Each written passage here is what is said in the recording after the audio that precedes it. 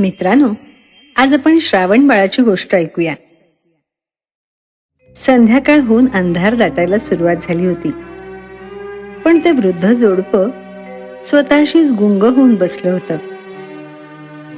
दोघेही वृद्ध आणि आंधळे होते. त्यांचं सारं त्यांचा मुलगा श्रावणच करत असे. आई बाबा, रोजच्यासारखा मला आशीर्वाद नाही दिलात आणि नेहमी केवळ माझ्या पावलांच्या आवाजाने तुम्ही मला ओळखता. आज लक्ष कुठे आहे तुमचं? काय झालंय बाबा? श्रावणा, मला सारखं वाटतंय की आपण सुद्धा तीर्थयात्रा करावी, क्षेत्रांचं दर्शन घ्यावं, हे जीवन कृतार्थ व्हावं.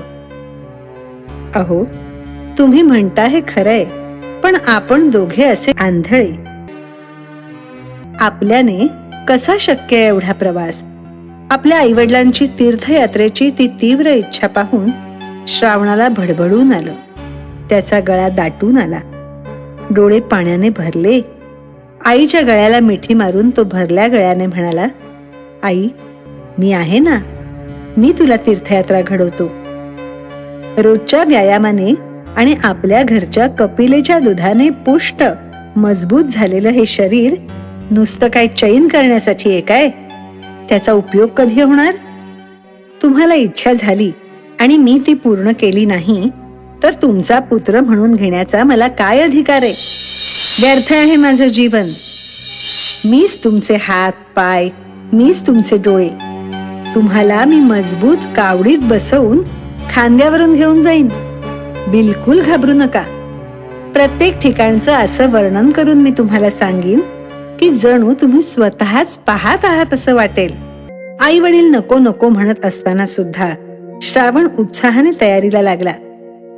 गावातल्या सुताराकडून स्वतः समोर बसून चांगली ऐसपैस मजबूत कावड त्याने बनवून घेतली.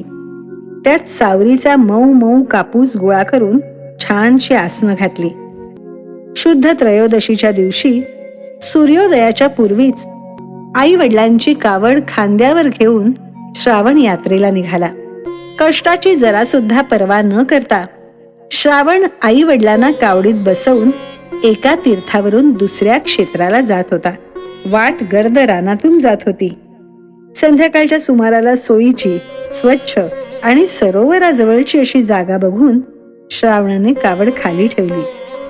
गवताची शय्या तयार करून त्यावर त्याने आपल्या अंध आई वडिलांना बसवलं. झटपट अग्नी करून त्यानं जेवणं उरकली. तिघही जेवून आडवे झाले. दिवसभरच्या श्रमाने श्रावणाचा चटकन डोळा लागला. बरीच रात्र उलटून गेली असावी. वडिलांच्या हाकेने श्रावणाला जाग आली.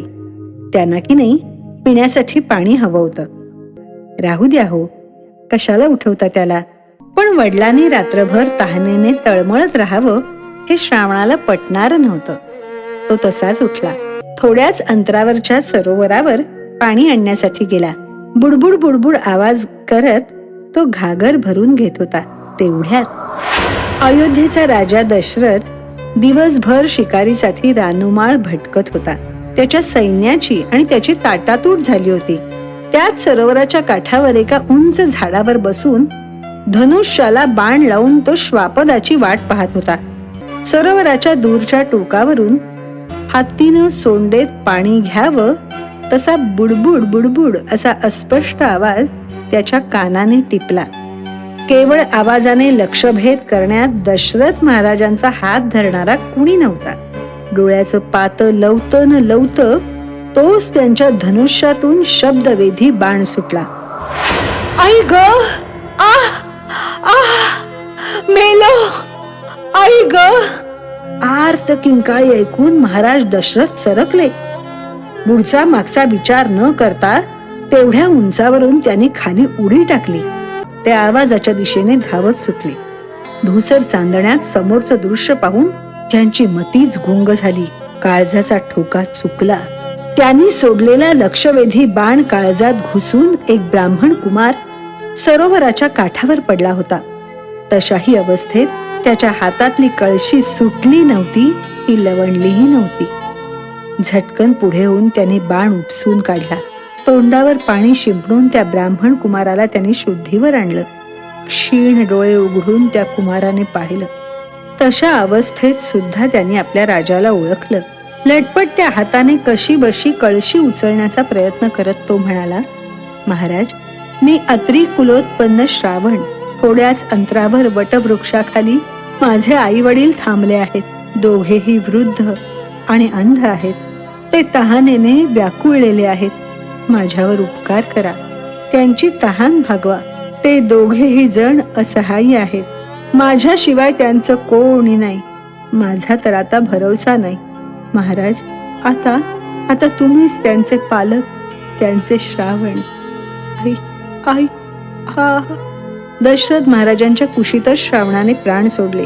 आयुष्यात प्रथमच आपल्या अजोड कौशल्याची महाराज दशरथांना लाज वाटली. त्यांच्या शब्दवेधी बाणाने आई वडिलांची इच्छा पूर्ण करण्यासाठी जीवाचं रान करणारं एक उमलतं जीवन नष्ट झालं होतं.